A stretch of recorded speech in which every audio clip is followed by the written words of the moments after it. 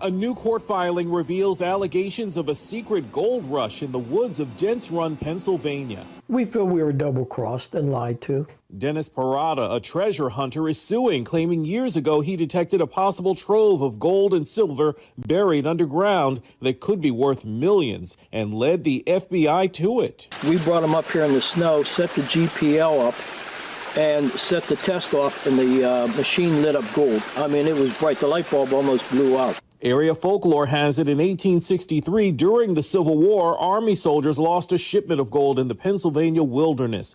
Parada says his tip to the FBI in 2018 culminated in a secret dig in the middle of the night that even he didn't know about, and claims the government has been covering up the findings. You could hear the noise, and I was like, and I looked, and that whole hillside, I said, it was so bright. They had the biggest lights out there. I went back the day after they dug with all my equipment, and we didn't get no more gold or silver readings. The dispute has turned into a legal battle, with the FBI in previous court filings acknowledging a team was sent to do testing, admitting tons of gold might be buried there, but saying nothing was found, and it, quote, continues to unequivocally reject any claims or speculation to the contrary. Parada doesn't buy it and is suing to get all the FBI records on the dig turned over, insisting he's due a finder's fee. I will never stop.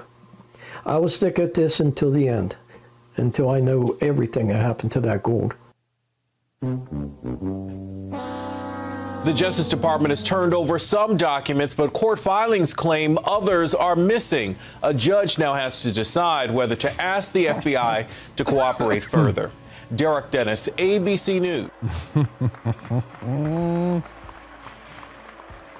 Now, I know none of you would ever make that mistake. Good morning, Quest Fanning, Drew Van Runkle, Captain Tight Pants, Brad Beckman over in the chat. Good morning, Pineapples. Happy February the 2nd. The country's turning into a casino. The economy's turning into a science experiment, and the political class is still acting like they don't know who set the house on fire. We're going to walk you through all of it, the facts, and a little therapeutic laughter. Our top story sounds like a satire headline, but it's dead serious. They're paying rent by betting on the news. Young men are treating politics, sports, war, and culture like a day trading game. Click yes, click no. Pocket cash, brag on Discord. And if you think that doesn't change human behavior, you've never met a human. We're going to explain what these new prediction markets actually are, how they work in plain English, why some people say they're the future of information, and why others say they're basically a casino with a spreadsheet. Then we zoom out to the oldest form of money on earth, gold and silver. Silver and gold, silver and gold.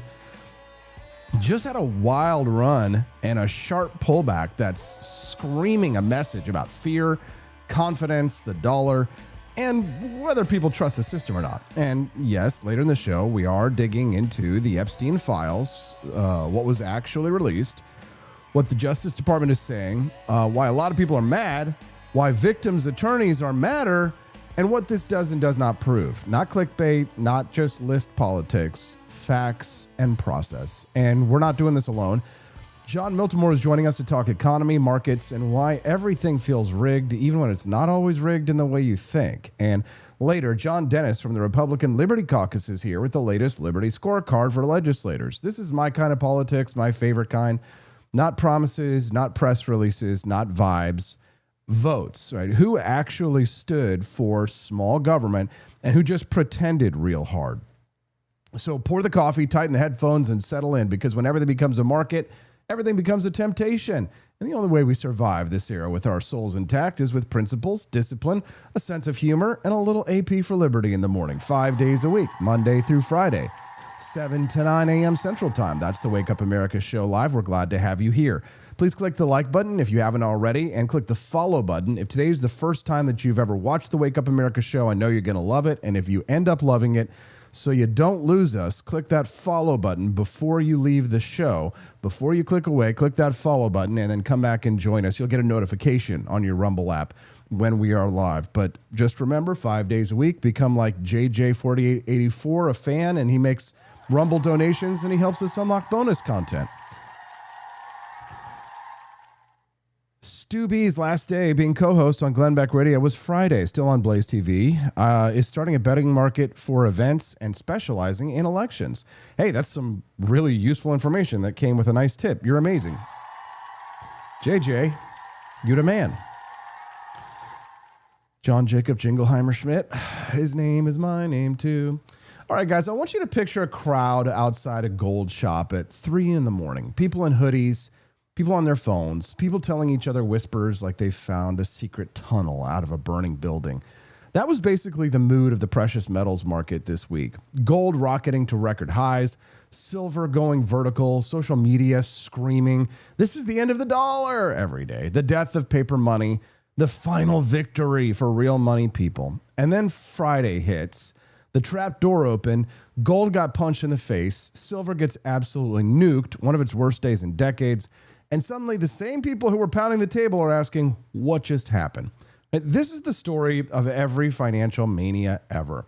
It starts with a real fear, it turns into a moral crusade, and it ends with a liquidity event. Let me translate that last part into human language. A liquidity event is when too many people borrowed money to make the same bet. And when the price turns, they're forced to sell whether they want to or not. So imagine a casino where everyone bet their house on black. And when the pit boss says, you need to put more cash on the table right now or you're out, this is what happened in gold and silver. Gold hit a record high Thursday. Friday morning, it started falling. Exchanges raised margin requirements, which is the amount of cash you must post to hold your position. And that forced leveraged players, people had borrowed, to dump fast. Silver dropped far more than gold because silver is a thinner market, fewer buyers, fewer sellers, which means that moves in that market get exaggerated. But here's the key point for you at home. This was not random. This was not mystical. This was a crowd that ran too far, too fast, and the market reminded them that gravity still exists. And if you're wondering why the crowd was running in the first place, it's because millions of Americans do not trust the people running the money system. And frankly, they have a good reason not to. Captain Tight Pants quoting him a little Greenspan over there. Maestro, irrational exuberance. Yes, that's a great phrase. I love that. Irrational exuberance. What about rational exuberance? Are you bullish on the Wake Up America show on the For Liberty Network? If I were you, I would be. If you could see everything that's going on over here and what we're building in the For Liberty Network, you would run to donate your $2 Rumble rants like JJ4884 and Susan, who went to the For Liberty shop this morning and bought herself some neat items from the store. You guys are, for those of you who have helped to fund the Wake Up America show for where we're at right now, like you got in early. You got in early. And I can't say thank you guys enough for helping us get this podcast now 3 years on and now a full-blown network, merchandise, fan clubs. Everything's just rocking and rolling this year. 2026 is our year. So thank you to everyone.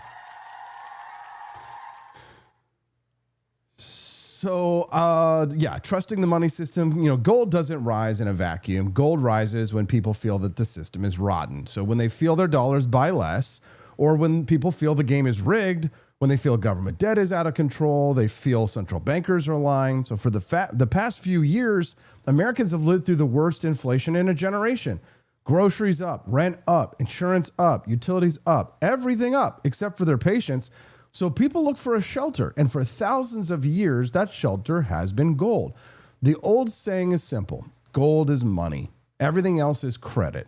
Now add in another layer. Countries that fear U.S. sanctions have been buying gold instead of dollars for their reserves. Central banks around the world have been stockpiling. Private investors have been pouring into gold exchange traded funds. I mean, those are funds that hold gold and then let you buy it like a stock. So you have a perfect storm. Real fear, real demand, and then speculation piles on top. And speculation is where things get dangerous. Speculation is not about owning gold for 10 years. Speculation is about flipping it next week. Speculation uses borrowed money, and borrowed money turns small moves into huge wins or huge losses. This week, we also had a political catalyst. President Trump named Kevin Warsh as his pick to lead the Federal Reserve. Warsh is seen as a more tough on inflation than other candidates, which translation, less likely to cut rates quickly. And when markets hear that, they instantly adjust. The dollar strengthens, long-term interest rates tick up, and gold often falls because gold does not pay interest. If you can get a higher return holding dollars or bonds, gold looks less attractive short-term. So Friday became a perfect recipe. Crowded trade, policy shock, margin calls, and fear turning into selling. I mean, none of that means that gold is going to zero. None of that means the dollar is safe forever. It means that this was a mania phase. And mania phases always end violently, right?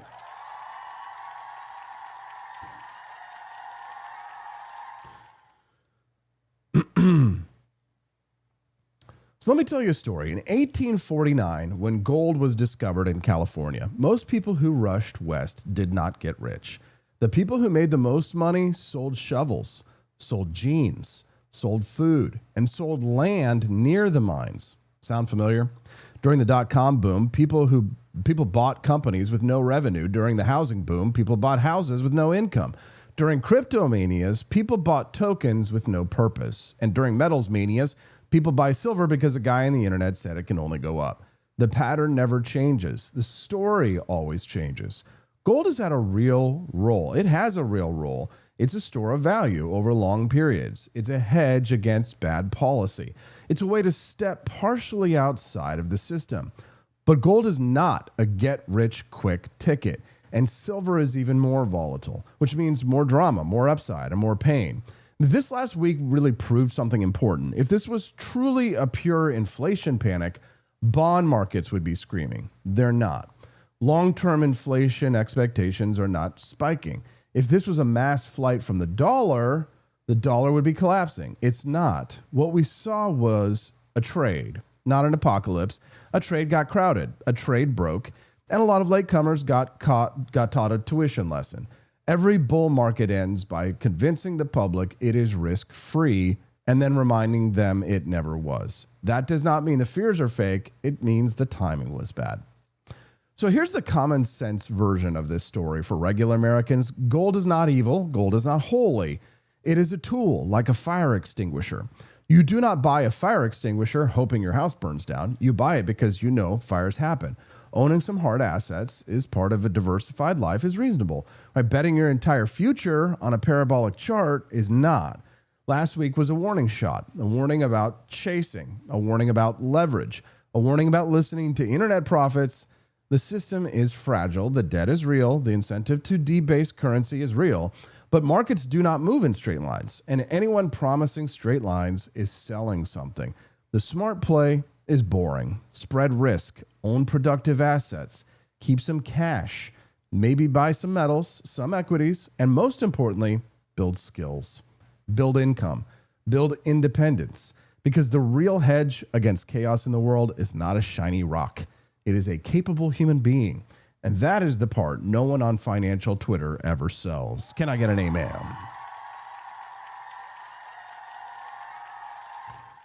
I'm Austin Peterson. You're watching the Wake Up America show on the For Liberty Network. We're glad and thankful to have you here today. Please click the like button. And if today's your first time watching the Wake Up America show, click the follow button as well. We'd be glad to have you be a regular guest of the Wake Up America show. When you click the follow button, if today's your first time, you'll get a notification on your Rumble app. But Austin, I'm not watching you on Rumble. I'm not listening to you on Rumble. I get it. I totally understand.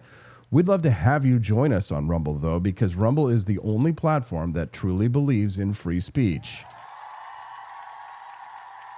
I have built the architecture, the foundation of the For Liberty Network on the Rumble basis because Rumble is the only platform that has never stepped in to silence me, censor me, suppress me, demonetize me.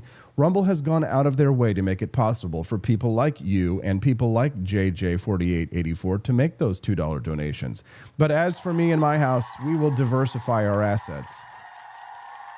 My barber asked me yesterday, she said, Austin, she's like, you still doing your podcast? And I was like, yeah, I'm still doing my podcast. She's like, I don't listen to podcasts. She's like, but how do you make that work? How do you make it work financially? I'm like, well, I'm like you. I work for tips. Which, by the way, I reminded her, I was like, check out that no tax on tips act. I was telling all the girls, at the haircut studio yesterday that they all need to make sure that they get their taxes. I think it's the first $25,000 of their taxes, of their tips, are tax-free. But I told them to ask their tax planners to make sure that when they do their taxes this year, that those ladies get their just desserts, that they get what they deserve. They don't have to pay too high taxes. They're like, Austin, how do you make money on that podcast? Well, generous people like JJ go to rumble.com. They make a Rumble rant, a tip, right? You can't do that for me on YouTube. I'm demonetized. They won't allow you to do that to me over on YouTube. Rumble does. But in case anything ever happens, I have learned my lessons over the years of getting burned. So if for some reason this platform went down or decided to take me down or, went bankrupt for all we know, we have forlibertyshop.com, right? And we have lots of ways to support the podcast financially that involve either making a direct donation straight to us like a tip or in making purchases at forlibertyshop.com. The last year and a half since we launched our bonus content program on the show have been fantastic. So phenomenal, the responses that we get from people who want to see our 5-minute mini documentaries that we produce every single day.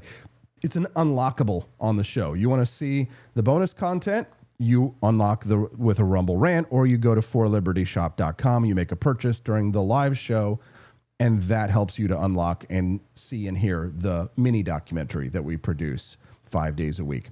Then phase 2, this thing turns into a game show. I turn into Drew Carey. We play Are You Smarter Than a Fifth Grader? I guess that would make me Jeff Foxworthy.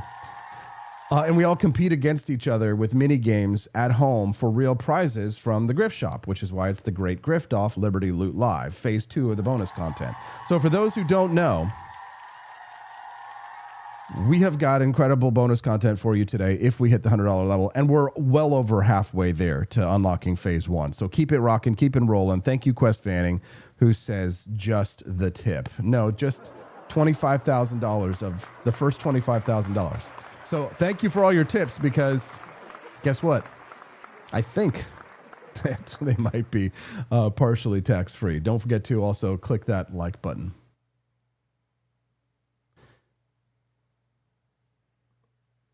Of government, he is literally 100% under the direct orders of the White. Did it have to start like that? Hold on.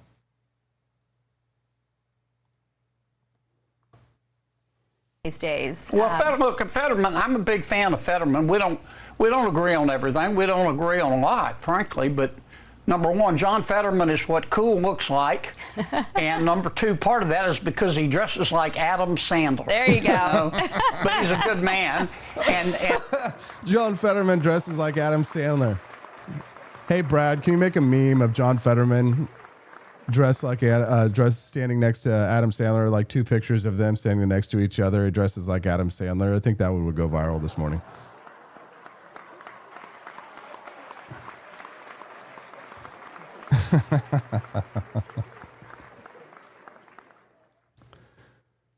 All right, the Epstein files are here. Wake up, America. This is one of the stories where the public has been trained to expect a movie ending. This is the big reveal, the secret list, the Hollywood montage where every powerful person gets cuffed on live television. And I'm going to give you the hardest truth up front. So nobody can say we're selling fairy tales on this show. The release of files is not the same thing as a criminal case. Files tell you what was collected, what was said, what was emailed, what was claimed, what was photographed. They do not automatically tell you what can be proven beyond a reasonable doubt in a courtroom. And that distinction is where a lot of people get played, because the internet wants blood, but justice requires receipts. Now, what's new this week is the scale. The Justice Department says it has published nearly 3.5 million pages in total under a transparency law, including over 3 million additional pages alongside thousands of videos and hundreds of thousands of images. That's a fire hose, not a file folder. And when you dump a fire hose onto the public, you get two things at once. You get real information and you get weaponized confusion. You get important context And you get people screenshotting a name and yelling guilty like they just found the Zodiac's confession. So today, we're going to do this like grown-ups. What is confirmed, what is alleged, what is missing, and what is the real shocking part that should anger every American no matter their politics. Here's one of the most important verified developments. Survivors and their lawyers say the government failed to protect them in the way it promised. The Wall Street Journal reports that at least 43 victims' names were exposed in the released material due to redaction failures, including minors and people who never asked to be public. And that's led to harassment and re-traumatization. That's not transparency. That's a second violence. And if you want a clear moral compass on this story, start there. These files are not a toy. These victims are not content. And if you're the government, and if you're going to push paper out in the world, your first job is protecting people who were already hunted once. Now, with that said, we also have a Justice Department official, Todd Blanche, saying the review is over and these materials do not create a basis for new charges. That's a big statement. And whether you believe it or whether you don't, it defines the battle line. The public is going to say, how can there be no new charges? And DOJ is going to say files are not proof. And that tension is where the next phase of this whole sordid Jeffrey Epstein drama lives. So what's actually in this release and what does it mean? Let's talk about the part that everybody clicks on, the names, the big, famous, brand name people.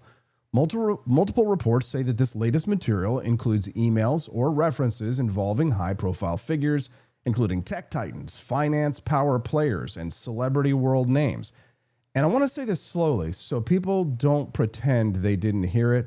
Being mentioned in the files, being emailed by Epstein, even meeting Epstein, is not the same thing as participating in Epstein's crimes.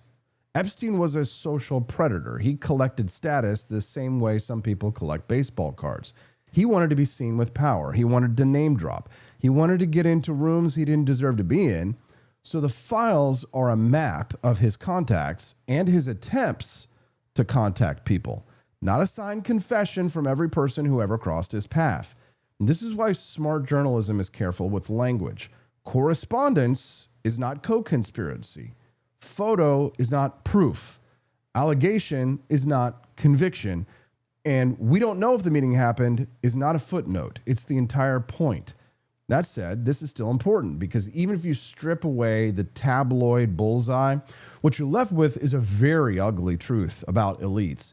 Epstein moved in a world where people were way too comfortable with a known sex offender, way too comfortable with introductions, way too comfortable with his money, and way too comfortable with turning a blind eye. And that is a culture problem, not just a criminal case problem. And it matters because the same elite culture runs media companies, banks, tech platforms, political operations, and philanthropy.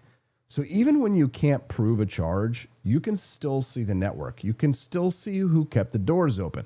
You can still see who responded to emails, who accepted Jeffrey Epstein's invitations, who was flattered by access, and who walked away from him. And that's why this release is not nothing. It's not a magic key that unlocks all truths, but it is a mirror, and a lot of people don't like what it reflects.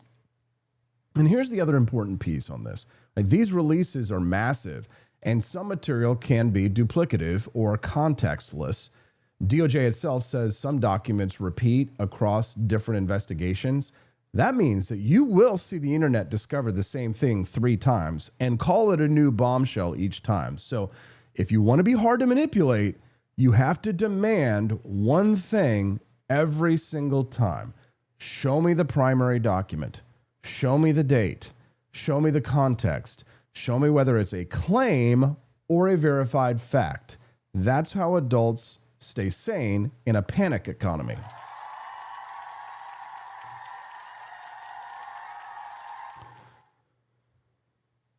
Now let's go back to the most disgraceful part of this week. The people who suffered already.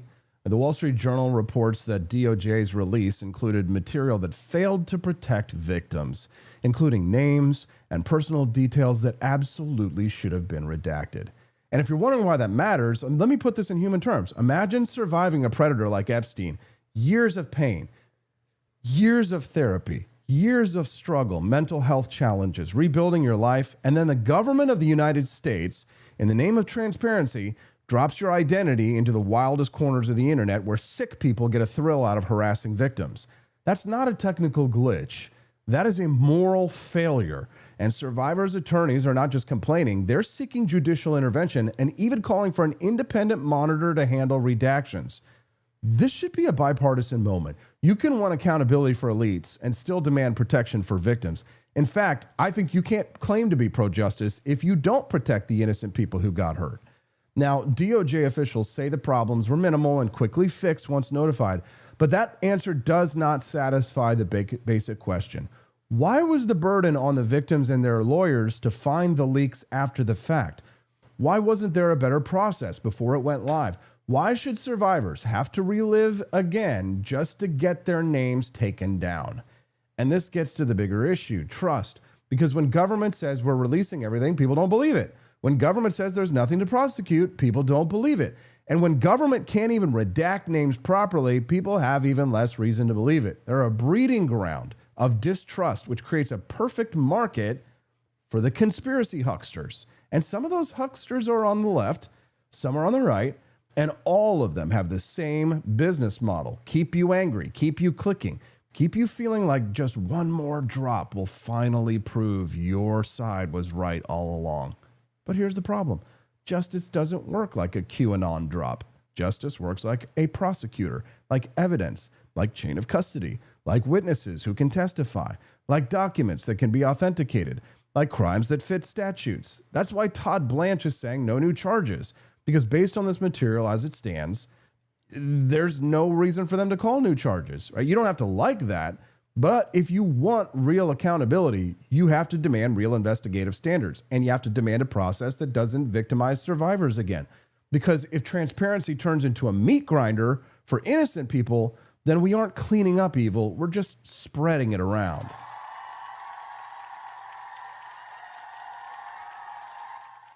Austin, yes. Good question. Step back. Look at the whole landscape. Hell yes. Exactly.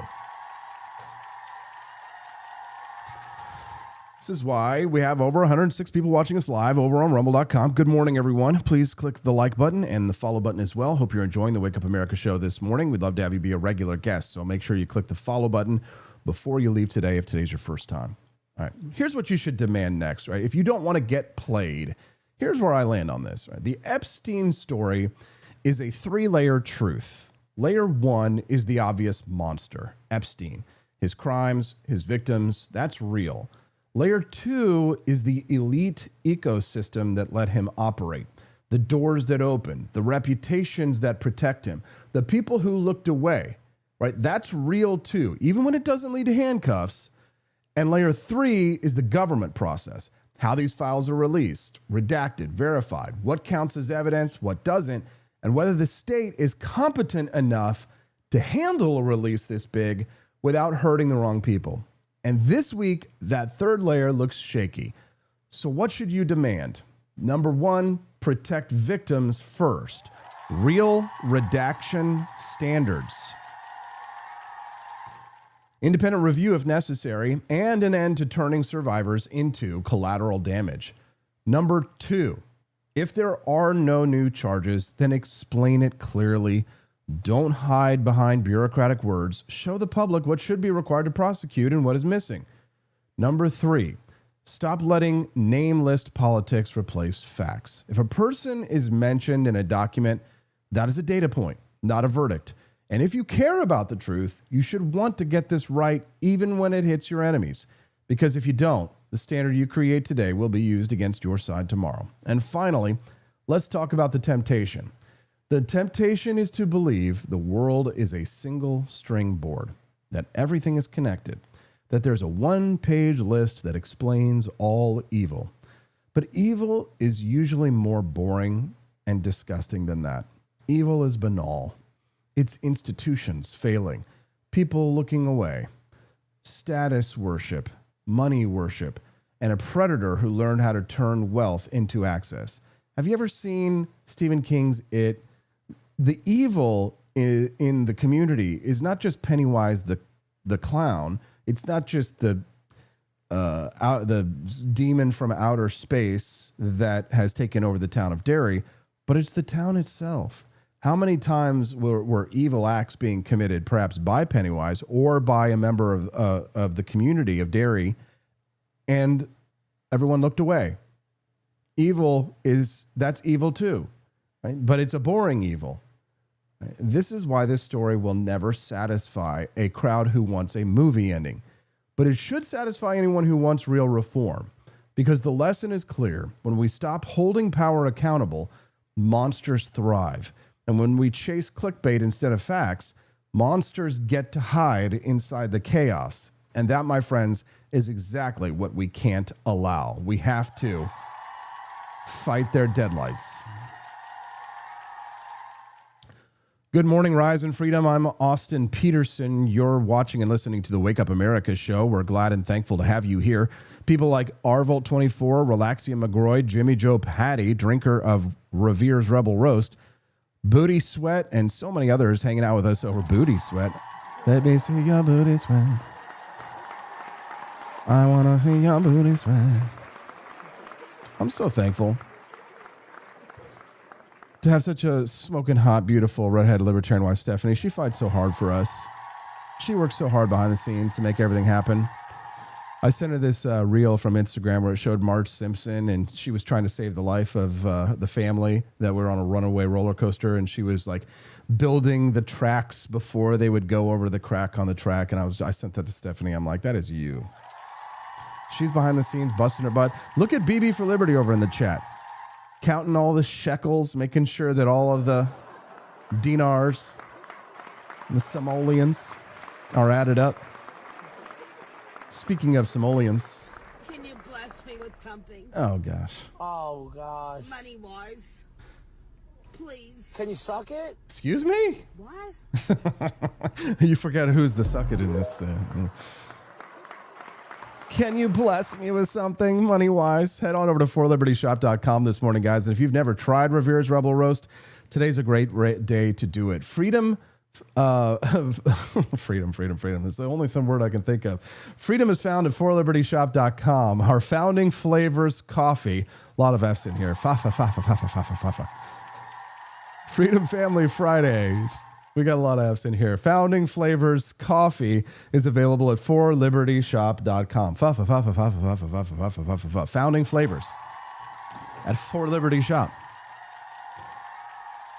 Founding Flavors Coffee available at forlibertyshop.com. Today's the day. Unlock the box. Head to AP for Liberty's favorite coffees bundle. Click on the types of coffees that you want. Do you want whole bean or ground?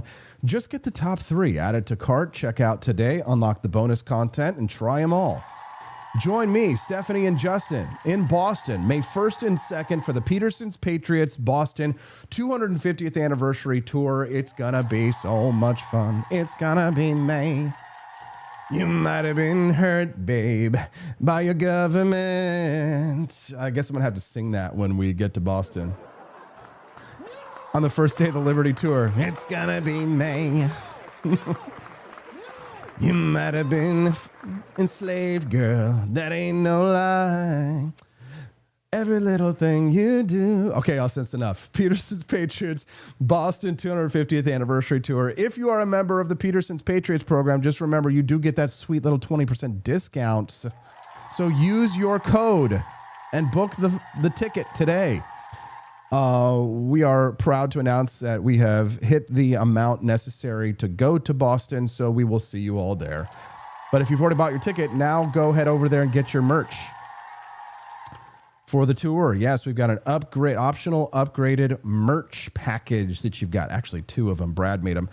At forlibertyshop.com, when you read all the details on the trip, you can upgrade your experience with official tour merch, get the official tote bag, the trucker hat, the t-shirt, and then there's the premium merch package, which gives you all that, plus a ceramic Stein coffee mug and a box of Adams's from Boston. Of course, Patriotic Perk coffee. Come on, guys. How much fun are we going to have here? So join us in Boston, May 1st and 2nd. And it's going to be May on the Wake Up America show on the For Liberty Network, and we're all getting together. We're going to have a hell of a good time. I'm so excited. I'm so scared. A BB for Liberty says, if you want something done, sometimes you have to do it yourself. $69 raised towards the bonus content weeks. Oh. I didn't know you felt that way. Quality Leering Center with Austin, says Ann Pumesis. I don't know what Ann Pumesis are, but at this point, I'm afraid to ask. All right, guys, and if you're instead of giving it to me, you've decided to bet your money on a market. You're like the young man I met this weekend playing a little Battlefield 6 when I spoke to a man who said, Austin, what should I spend money? It was on some betting market, and he says, what should I spend money on? What should I bet on? The government shutdown, is it going to last 3 days or less, 4 days or less, 5 days or less? He said, well, what should I bet on? I said, son, if you listen to me, I will make you rich. I'm going to tell you what you should bet on. And of course, being young men, they were all laughing at me. They're like, "Oh, old, kid doesn't know what was he going to say." I was like, so I said, "Why don't you take your $50 and instead of betting on the government on the short-term money, I said, why don't you take your $50 and you go down?" I said, "I'll help you open an account, and why don't you go and buy some oil and gas?" And they're all like, "No, I want to bet my money on whether the government shutdown will happen 3 days or less." And I was like, young man. They were all the guys in the chat were laughing at me. They were like in their 20s and 30s. They're all laughing, and I'm old at 44. And they're all like, "No, that's stupid." I'm like, if you do that 3 months from now, you will have made money. And they were all just laughing at me, booing me. Just boo, Austin, no. I said, do you drive a car? Do you drive a car? Do you buy gas? And he said, "No, I drive an electric." It's like, you buy gasoline. Do you mow your lawn? And I said, "How much do you look at the price of gasoline right now? $2.50 in some places across the United States. Go buy oil. Go buy oil." That's what I said. You want my advice? Go buy oil. He's like, "Well, no, I'm going to bet $50 on this thing." I'm like, you know what casinos do? They transfer money from people who have short time horizons to people who have long time horizons. That's what they are. That's what they do. They transfer money for people who have problems with their time preferences. Let me tell you a modern American fairy tale. A 20-year-old guy is sitting in his bedroom in his underwear, Discord open on one screen, Twitter open on the other, and a prediction market open on the third. And he sees a post about explosions in Venezuela. So he clicks a button that basically says, "Will America have military involvement with Venezuela soon?" He hits yes, and a few minutes later, news breaks. He made $4,000. He leans back in his chair and says, "The most dangerous sentence in finance. That one trade pays my rent." Congratulations, son. You just snorted your first line of dopamine cocaine, and the internet clapped. Now, this is not a judgment of him or of those young men on Xbox who are betting $50 here and there. Connor Martin says, in all fairness, betting on politics is far more fun. He's okay, Connor. Buy oil. This is not financial advice. Buy oil. This is a warning to everyone else who is watching this story and thinking, wow, I could do that too. Because what you are looking at is not a career. It's not investing. It's not even really trading in the classic sense. It's gambling with a new paint job and a tech bro haircut. Right? The platforms have cool names like Kalshi and Polymarket. They call it prediction markets, which sounds like you're participating in some kind of high IQ intellectual forecasting engine.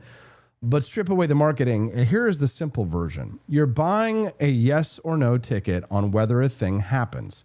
If it happens, you get paid. If it does not, you lose. That's it. That's the whole product. Right? It is a sports bet with a news headline instead of a scoreboard. And before anyone gets mad, yes, there are smart people using these things in smart ways. We will get to that, Connor Martin. But the front door experience for most users is not smart. It's fun, fast, colorful, and designed to make you click again and again and again. And the story always starts the same way. I made a little money, then I made more. Then I thought I was special, then the app ate my soul. All right, let's slow this down and explain it like you're a normal human being. But before we do, let me say thank you to Mo Former for the tip. He says he's been affected by Redistricting to Bob Onder from Graves. Will I have as good a representative from rural aspects to this suburbanite? Yikes. You know, I can't say, honestly, Mo Farmer, but I will say this, that you did definitely lose some, you definitely lost in that transaction, because I can't imagine anybody being as good as Bob Onder. Bob Onder's not perfect, but he is like, Connors says Bob Onder, he agrees. Bob Onder's better than Sam Graves. Got to go to church. We'll hopefully be back by end of show. Connor, the Lord bless you and keep you and give you peace. So let's slow this down and explain it kind of like you're a normal human, right? A prediction market is a website where people buy and sell contracts about future events. Each contract is basically a digital coupon that pays $1 if the event happens and $0 if it does not. So if you see a contract called Trump wins the 2028 GOP nomination and it's trading at 60 cents, the market is saying, we think this has about a 60% chance of happening. People buy if they think it should be higher. People sell if they think it should be lower. Now, that last part is actually kind of cool because it turns opinions into numbers and numbers into prices. Supporters say that this is the wisdom of the crowd, thousands of brains competing to be right. And sometimes that works. But here's the problem. The same system also rewards speed, hype, and groupthink. So if everyone on Twitter decides a thing is obvious, the price shoots up.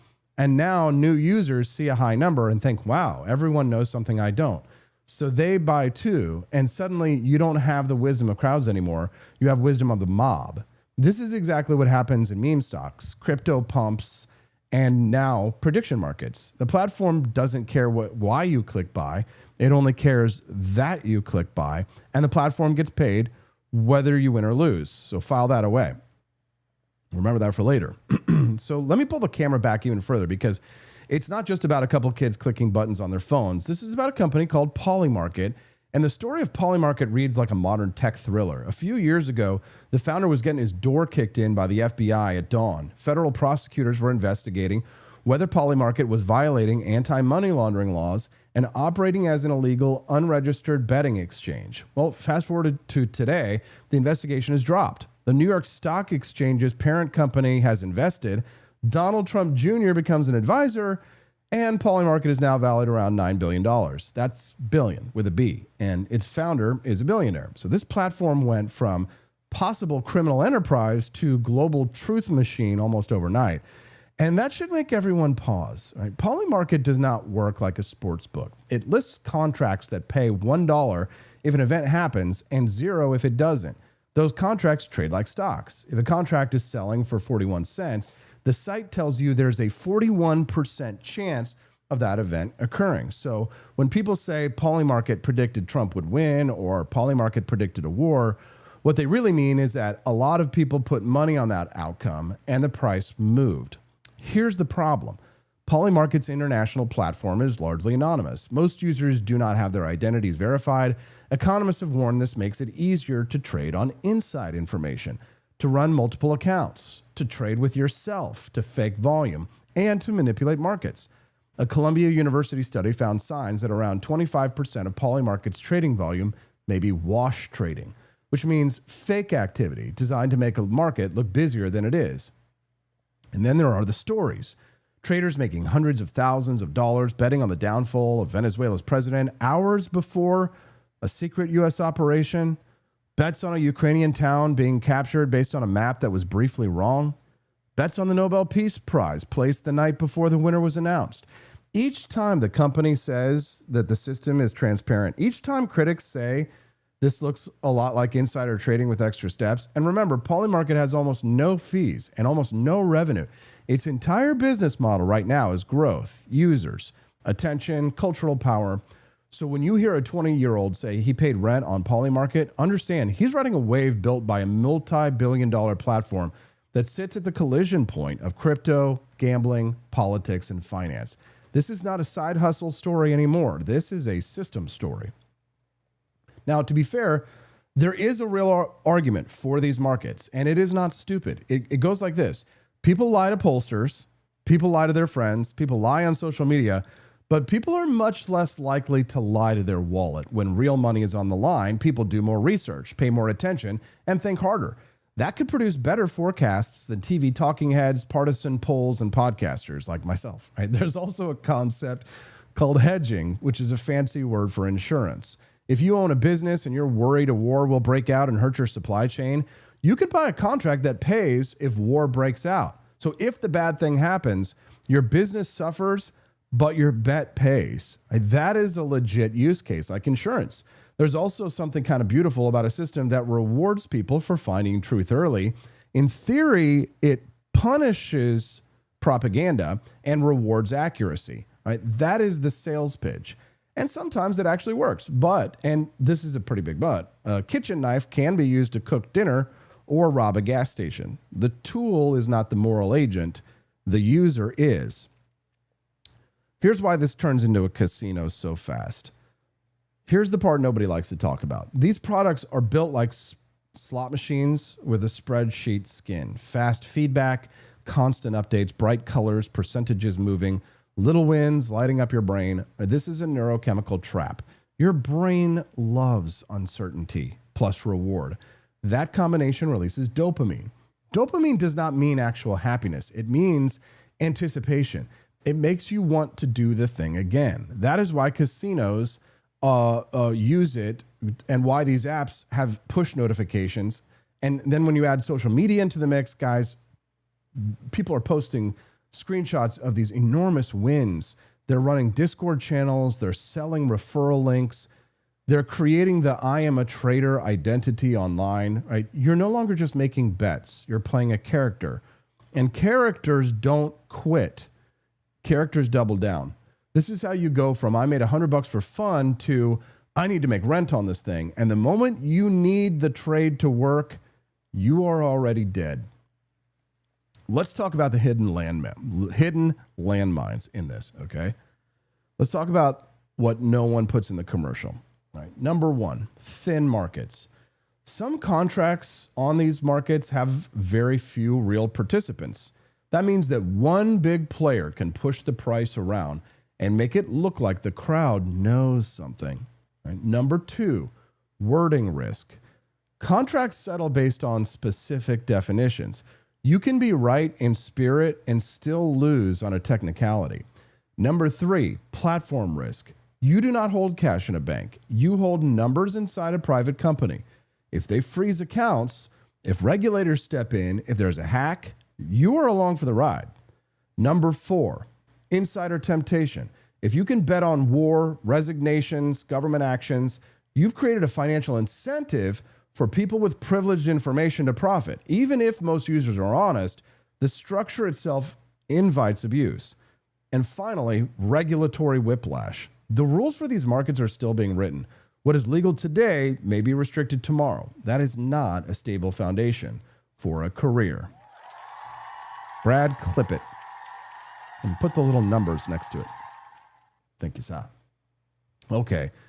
I know people have been saying in recent weeks, Austin, you've changed so much. Yeah, I have changed. I'm a father now, okay?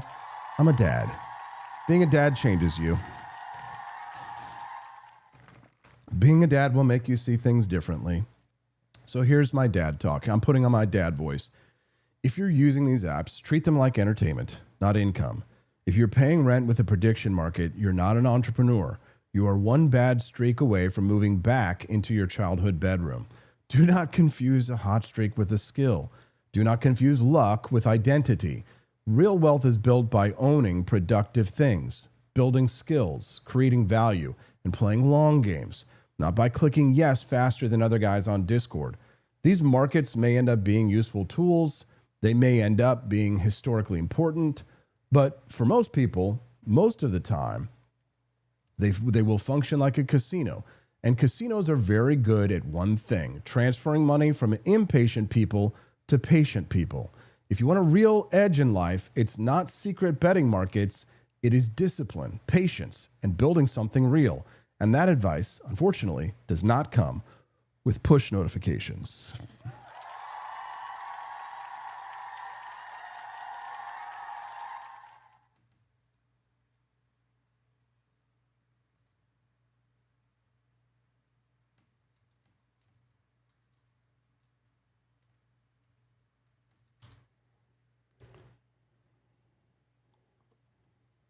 You're inviting me to leave.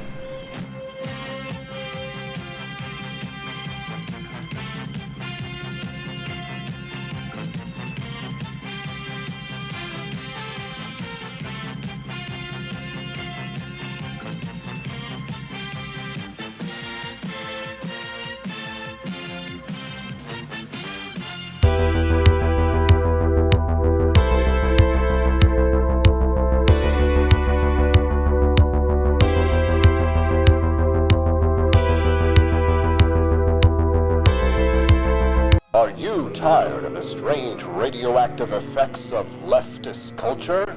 Do you ever wonder what happened to good old-fashioned American values? Well, fear no more, because there's a new force fighting back against the cultural rot of today. Introducing Culturama, a right-of-center talk show that's taking back the future today. Hosted by none other than blonde bombshell herself, Daniela Pensack. She's not just talking, she's taking culture back. With sharp takes, brilliant guests, and a few surprises along the way. Tune in to the live video podcast twice a week, because the future doesn't have to be weird. It can be Culturama! If there wasn't going to be somebody who was a fiery champion of liberty, somebody who would get out there and who would be aggressive, and if they wouldn't do it with more fire or passion than I had, then I would go and I would fight this battle for us. I've fought for the principles that we all share. Parties tend to be secondary to me. We're here because we believe in the principles of liberty. I am not a perfect messenger, but I think I'm a damn good one. This is a replica of our first president's flintlock pistol. You have my full support, my respect, and my gun.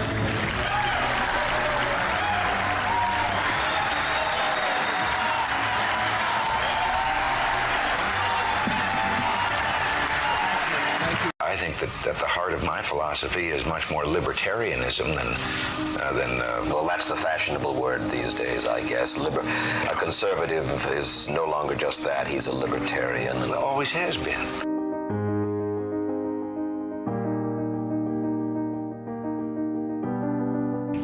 Yet any time you and I question the schemes of the do-gooders, we're denounced as being against their humanitarian goals. They say we're always against things, we're never for anything.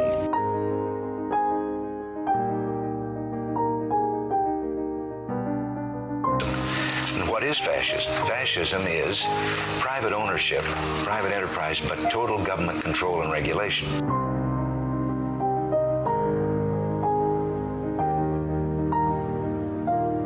Well, the trouble with our liberal friends is not that they're ignorant. It's just that they know so much that isn't so.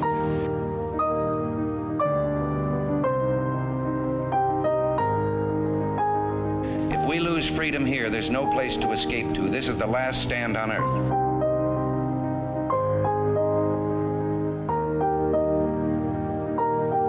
This is the issue of this election. Whether we believe in our capacity for self-government or whether we abandon the American Revolution and confess that a little intellectual elite in a far distant capital can plan our lives for us better than we can plan them ourselves.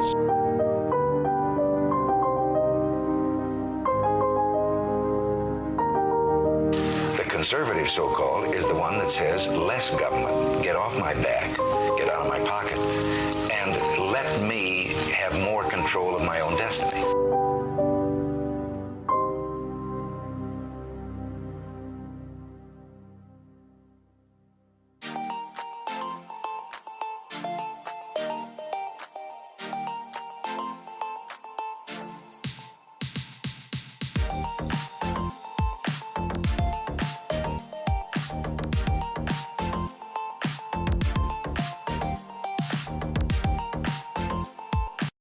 Do you hate the deep state?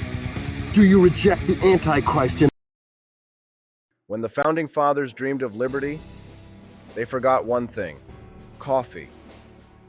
Introducing Founding Flavors Coffee, the brew that built America, and the brew that's fueling a new revolution, one kitchen at a time. Small batch roasted, Patriot approved, and disappearing faster than a redcoat at Yorktown. Don't get left behind, soldier. Real patriots are starting their mornings with Founding Flavors. And trust us, freedom tastes better with a fresh cup in your hand.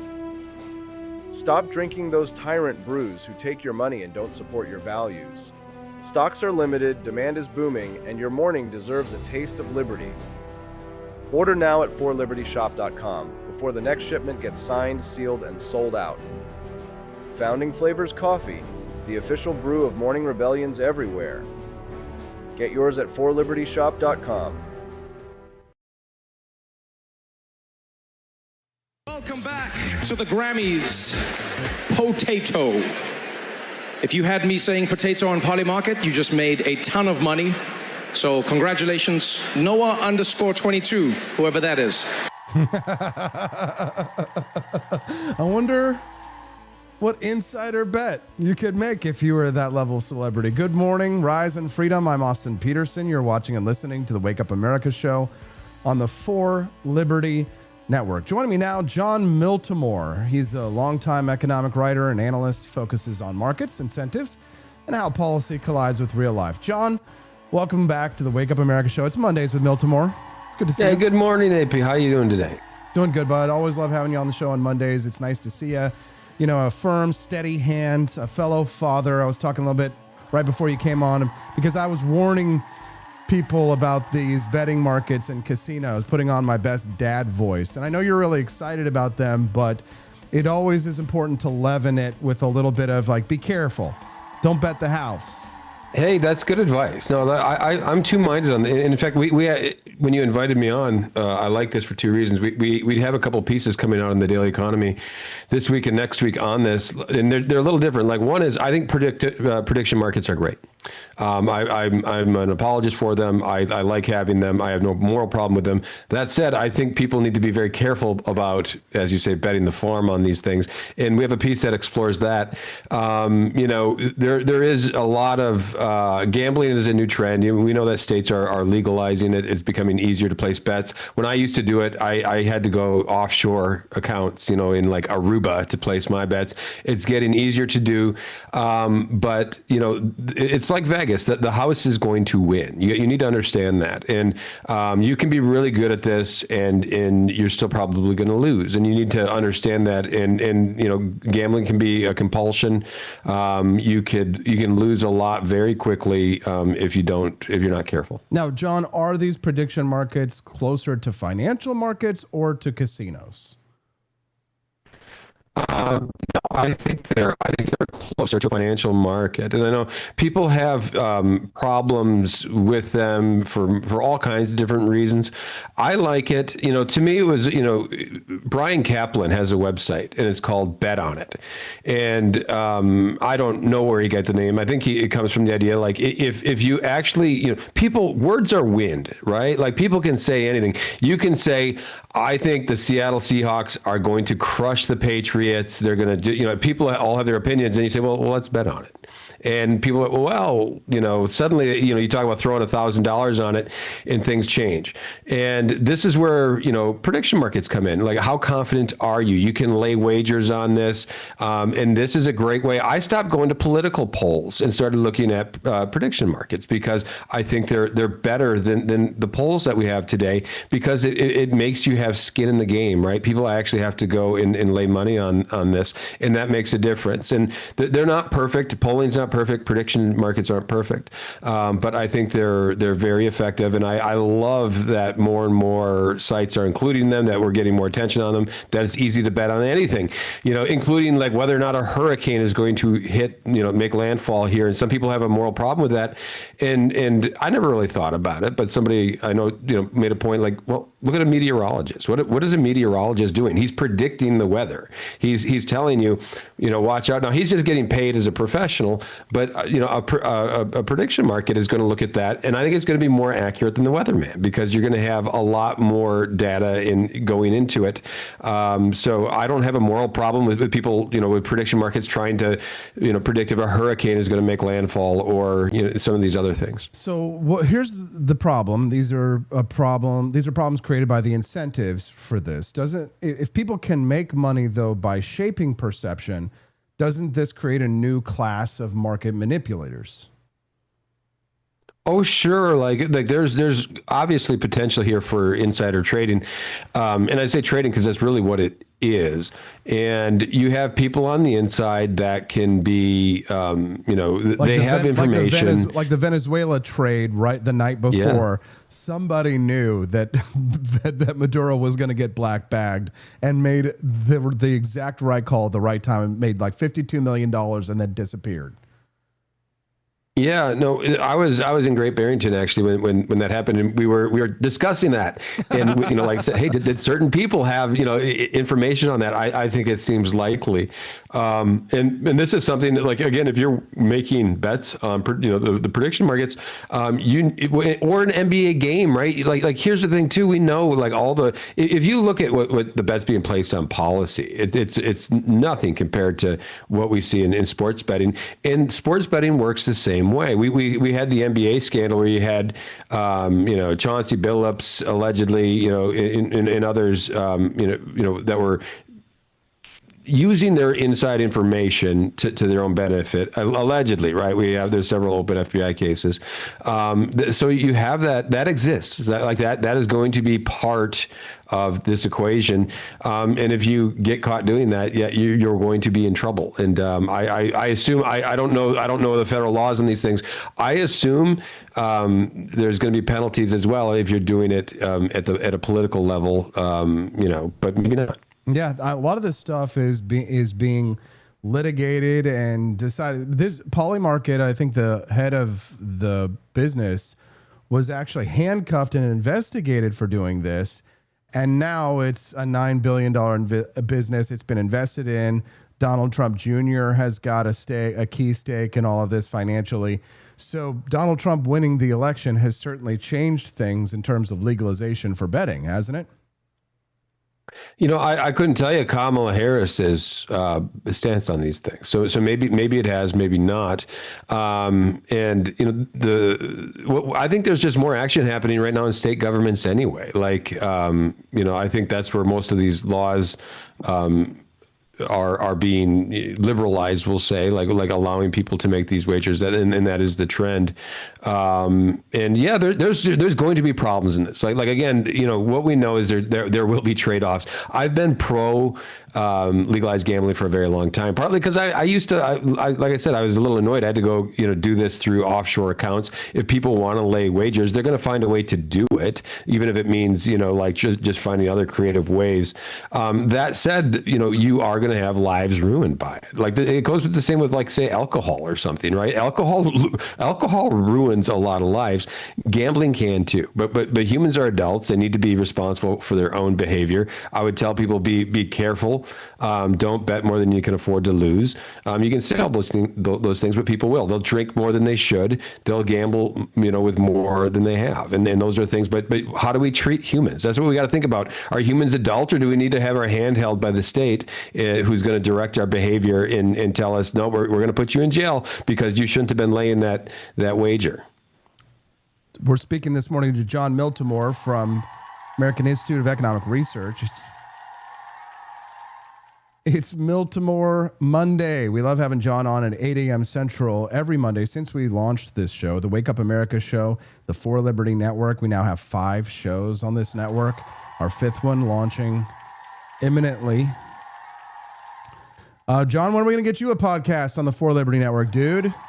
Hey, maybe someday, we're actually rolling out a new podcast ourselves. It's we're recording it. It's called The Economist Next Door. I'm just a producer for it though, so I'm not the talent like yourself. No, you need it's something that someday I'd have to do that. You need a live 2-hour talk show on the For Liberty Network. We'll set you up in business, John. We'll give you your own merchandise. You'll have your own coffee brand. What do you say? Hey, I don't know how for 2 hours talking. I don't know how you do it every day, but Rush Limbaugh came up recently, and a lot of people liked Rush, a lot of people didn't. I just marveled at the talent of Rush because I knew so many people, they would just wait for his program to come on, and then every day, 3 hours he did. I don't know how many years he did this, 30, plus years. It's it's a difficult thing to do, like to stay on for 3 hours and to entertain people and inform people over that time. That's what the coffee is for. Yeah, you need your own coffee brand to do something like that. Hey, let's talk about the Epstein files for a minute, John, if you don't mind. A lot of names, a lot of documents, and the DOJ saying no new charges. How should the public think about file releases versus prosecutable evidence? Yeah, it's a shame that we're seeing this slow rolled like we are. It's like the Kennedy files, right? We're gonna be slowly opening these over all these years. But this is what you do when you're embarrassed about something, right? Like this is how you handle it. You, instead of just having transparency, you have to have this sort of slow approach where you slowly release information. And you start. What do you start with? You start with the safest information, right? And over time, you get to the more and more of the stuff.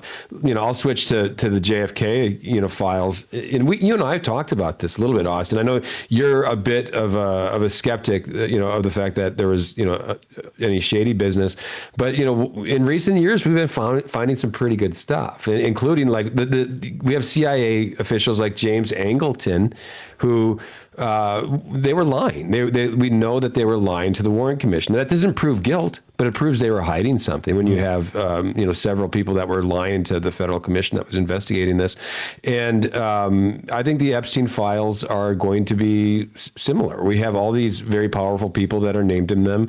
We have Trump's friend. We have Trump's I'm sure Obama and Bill Clinton. These people are very nervous, and I think we're going to see this over time. Maybe we'll get the full picture, but I'm not surprised that it's going to be this sort of slow roll of information. Now, when trust in institutions is low, and it is, and for good reason, and information flows like this are chaotic, how could regular people approach these kinds of stories and try not to get sucked into either being naive or conspiratorial thinking? I think it's difficult, right? But here's the thing, conspiratorial is a word, and it's sort of an ad hominem, like it's a conspiracy theory. This is kind of a conspiracy, right? You have people that are, multiple people actively involved, manipulating the situation, that were hiding it for years. Epstein had an office at Harvard after he was convicted of these things. There is a conspiracy, So I think it's okay to acknowledge that. Now, that doesn't mean that you can get carried away and start, you need to be operating with the facts here. But I don't think it's, I'll rephrase. I think it's accurate to call this a conspiracy, because it was a conspiracy. Like, you had people that were working to hide this information for years, and even now, even though the scandal's out there, they're still refusing to turn over the documents. And I think the scandal and the conspiracy involves people across the political aisle. I know for a long time, I think that's what you had. Republicans wanted to dunk on Democrats with it. Now Democrats are dunking on Republicans with it. I think we need to be honest that this affects all kinds of powerful people, regardless of their politics. It also affects the victims, because while the Department of Justice was working for months on redactions for this, many of the victims' names were accidentally not redacted. So there is an essence of a re-victimization going on with the release of these files, John. Yeah, no, I've seen some of that. It's insane. Like, you'd think, the federal government could actually release these things in a competent way. In some ways, one could think that this, again, you ask about conspiracy, you could think maybe they did that on purpose. I think it's probably just sheer incompetence. When you're talking about thousands and thousands and thousands of documents, that it certainly is in the realm of belief that they might have just got some of the redaction things wrong. We've seen some of these pages where they're all redacted, right? Like, what's the point of that? You're releasing a page and basically it's an entirely redacted page. Yeah, it's a mess, and but again, this is you have very powerful people that are now associated with a very radioactive thing, right? And I think we can go too far. Like I see certain names popping up in the Epstein files. Just because your name is mentioned in this doesn't mean you did horrible things. Maybe you did, but that in itself doesn't mean that we can't just go convicting people just because they're mentioned in these files too. I think what you have is an overcorrection. Because let's not forget, these were federal. The FBI was investigating, right? Like they're doing their own reports. Just because someone's named doesn't mean that they were abusing women or children or anything else. But that's kind of the point we've reached with these files, where just any association with it could, potentially ruin your reputation entirely. Yeah. Did you read the story about Bill Gates sleeping with the Russian hooker, and then he had to get antibiotics from Jeffrey Epstein? And then I saw this again. This is all coming from, I think, an Epstein email, right? Like he sent to himself. So it was an Epstein email that he sent to himself. But one thing is confirmed, that they had a falling out, and Bill Gates banned him from Xbox Live, which means that he couldn't stunt on these hoes in Call of Duty. Which means that if you were playing Xbox Live anytime in the last couple decades, you might have been playing with Jeffrey Epstein, which... Can you imagine? Yeah, no, like that story, like you see these things. Can you imagine being a 15-year-old kid having to compete with Jeffrey Epstein on Call of Duty and for women your age? Yeah. I like the idea of thinking I might have played Jeffrey Epstein once in Call of Duty, and hopefully I destroyed him. Right, and then but no, it's a crazy story. Here's the thing, too. Epstein was a deeply political figure, right? And like him emailing himself certain things, he might have been doing this for his own, political reasons. But he was a standard. It showed that he was a standard MSNBC lefty. So he was definitely a proud Democrat, and he bought into a lot of the woke programming, despite being, a known sex predator. So it was actually interesting how banal, like left of center Clintonite he was. Yeah, I also noticed, like, you see people like Noam Chomsky and all these names going in there. Noam Chomsky. Yeah. The Noam Chomsky revelations should destroy his socialist followers. But if they could read, or if they were literate, then they wouldn't be socialists, right, John? I mean, come on. And again, I don't want to make this a political thing, but I guess there is something to this. I think people of a leftist disposition are going to be more inclined to say, well, why not? Why not, have, all this fun with young ladies? I think it takes more of a conservative disposition to say, maybe there's something wrong about that. Maybe, a religious person might say, maybe I shouldn't be going and having all of these sexual escapades with people just because I can.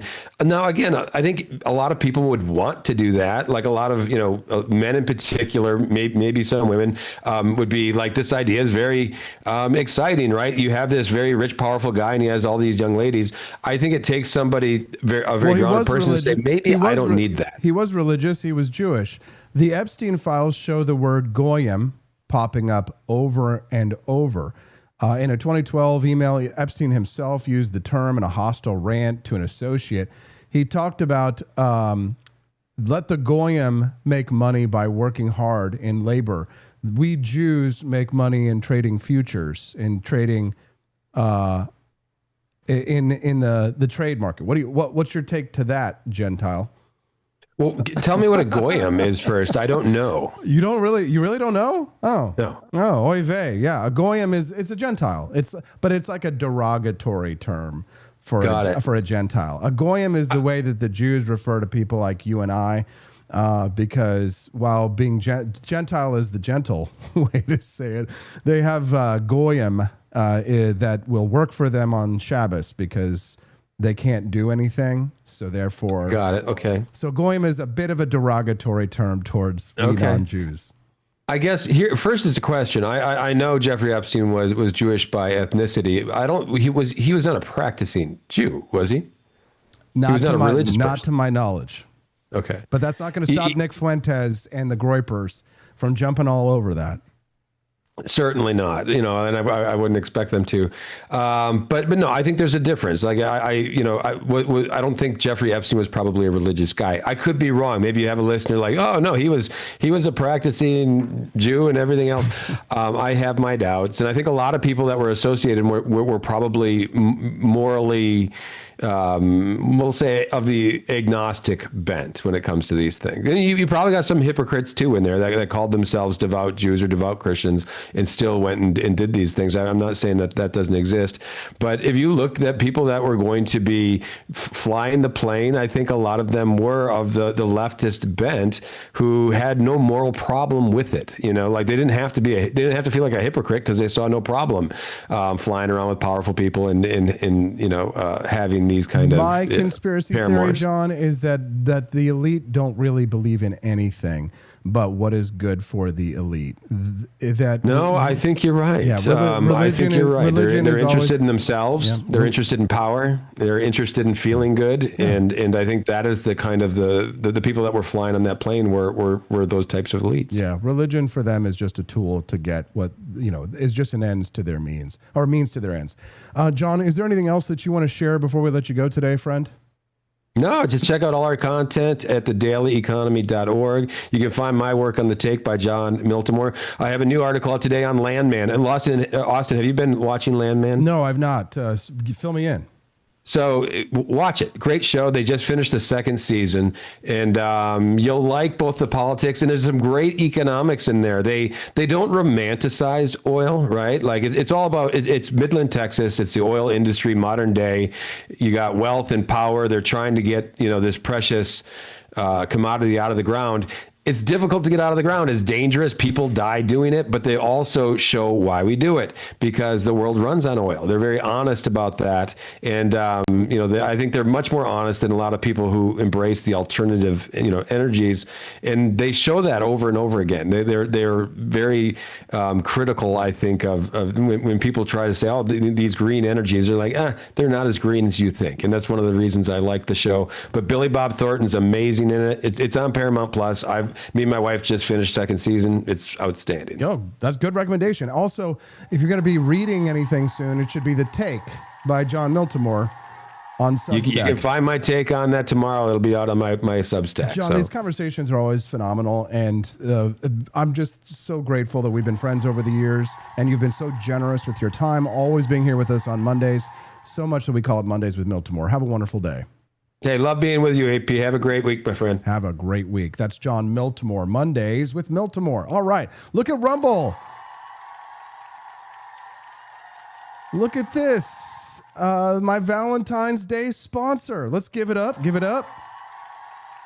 Okay, this one's a no-brainer. You're looking for a Valentine's Day gift for somebody you love. The Chicago Steak Company. Code HEART26. Heart 26. Look, you could fight for a reservation at some overpriced restaurant, sit there surrounded by strangers, rush through your meal, or you could stay home, cook together, and have a way better experience.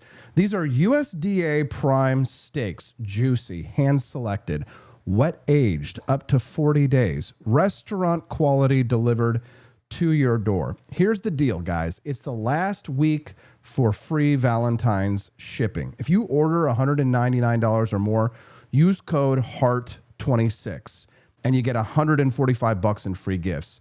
You get 2 Maryland crab cakes, 6 Italian chocolate pastries, and free shipping. So you've got appetizer, main course, dessert, done. HEART26. Go to mychicagosteak.com/heart26. Code heart26. That's HEART26. Link is in the description. And thank you to Rumble. Thank you to Chicago Steak Company for your generous sponsorship of the Wake Up America show. Somebody was ripping on me last week. They're like, he's just a podcaster. It's just a podcaster. He doesn't done anything. Austin Peterson's such a loser. Austin Peterson sucks. I know that I'm finally starting to break ground. I know that I'm finally starting to really make a big impact again. When my haters return from the grave and the attacks have begun, my libertarian nationalism is winning all over the country and internationally. hearing from people in Italy who are like, Austin Peterson, I like your libertarian nationalism. You like our president of Italy, d'Italia? Well, do we like our liberty Republicans? Do we love our freedom here in the United States? Well, who actually voted for freedom and who just talks a big game? Coming up after the break, we're going to shift from the weird internet stuff to very real, very concrete politics, because the latest Liberty Scoreboard is out, and it shows exactly who in Washington is voting for small government and who's just pretending. John Dennis of the Republican Liberty Caucus joins us next to break down the results, the surprises, and what it means for the future of the freedom movement. All right, guys, don't go anywhere. John Dennis, when we get back, it's the Wake Up America show on the 4 Liberty Network.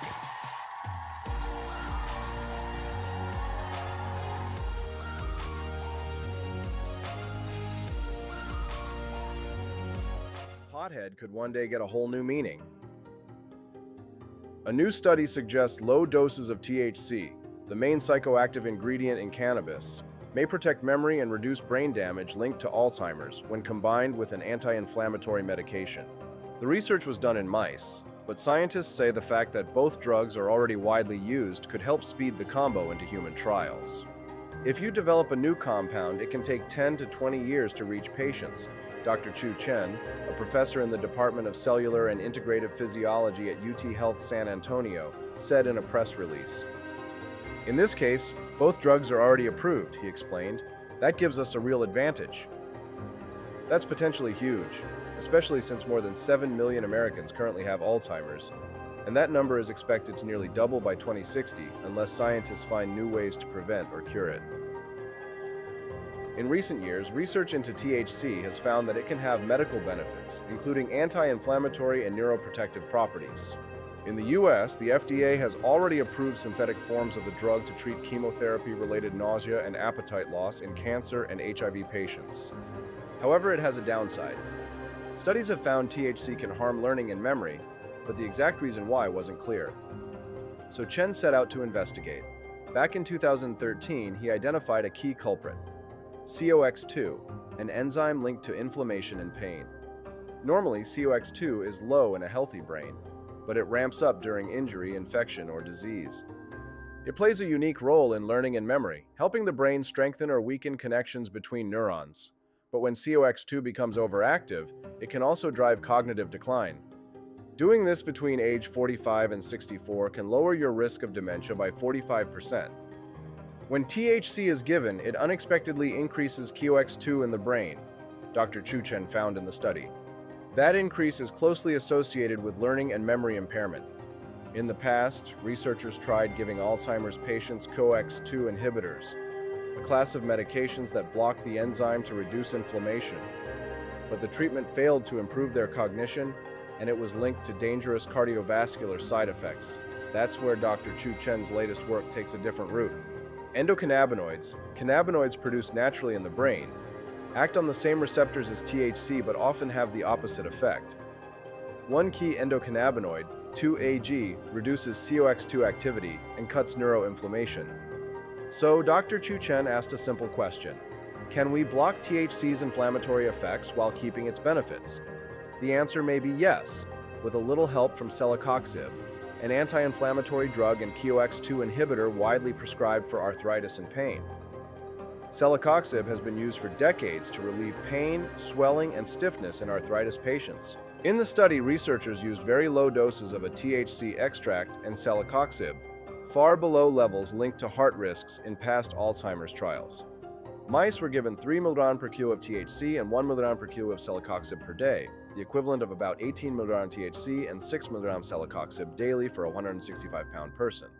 They tested the combination in 2 Alzheimer's mouse models, one for beta amyloid plaques and another for tau tangles, 2 hallmarks of the disease in the brain. Dr. Daniel Amen, a psychiatrist and brain imaging researcher, is revealing 4 red flags that may signal you are in the early stages of Alzheimer's disease. Alzheimer's starts decades before you realize, 4 warning signs your brain is in trouble. Treatment started before memory symptoms appeared in the mice, so researchers could gauge whether the combo could prevent or delay Alzheimer's. The mice were dosed once daily for 30 days. The team found that low-dose THC alone improved some cognitive performance and reduced a few disease markers, but it also increased signs of inflammation. The combination, however, produced stronger results, with improved learning and memory, reduced beta-amyloid plaques and tau tangles, and lower markers of brain inflammation. Further analysis showed genes tied to brain function, inflammation, and Alzheimer's risk had also shifted back toward healthier levels after treatment. What really mattered was behavior, Chen said.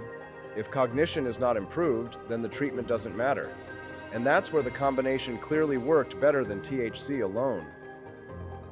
Looking ahead, the researchers are planning future studies to see whether the drug combo can slow disease progression or even reverse damage after symptoms appear. The combination reduced classic hallmarks of Alzheimer's in the brain, researchers found. This work has taken many years, but now we're at a point where basic neuroscience discoveries are pointing towards something that could realistically move into the clinic, Chen said. Experts say even delaying Alzheimer's by just a few years would have a significant impact on patients, families, and the healthcare system at large. After all, the disease isn't just memory loss. Over time, it slowly eats away at a person's personality, thinking, and reasoning skills, eventually making it difficult for them to perform even the simplest tasks. On average, people live 4 to 8 years after diagnosis. It was the 6th leading cause of death among Americans 65 and older in 2022, according to the Alzheimer's Association. And the risk is high. More than 1 in 9 people ages 65 and up has Alzheimer's, and a 2025 study found that about 42% of Americans over 55 will develop dementia later in life, with Alzheimer's being the most common form. Across the country, surveys show that 92% of Americans would take a medication that could slow the disease, and nearly 3 in 5 would accept moderate or high risk to do so. When the Founding Fathers dreamed of liberty, they forgot one thing: coffee. Introducing Founding Flavors Coffee, the brew that built America, and the brew that's fueling a new revolution, one kitchen at a time. Small batch roasted, Patriot approved, and disappearing faster than a red coat at Yorktown. Don't get left behind, soldier. Real patriots are starting their mornings with Founding Flavors, and trust us, freedom tastes better with a fresh cup in your hand. Stop drinking those tyrant brews who take your money and don't support your values. Stocks are limited, demand is booming, and your morning deserves a taste of liberty. Order now at forlibertyshop.com before the next shipment gets signed, sealed, and sold out. Founding Flavors Coffee, the official brew of morning rebellions everywhere. Get yours at forlibertyshop.com. No one is illegal on stolen land.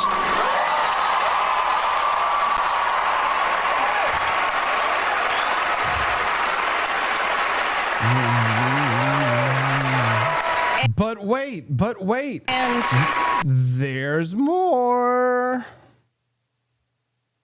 Well, as you guys know, I'm Irish, so it's cool to be here.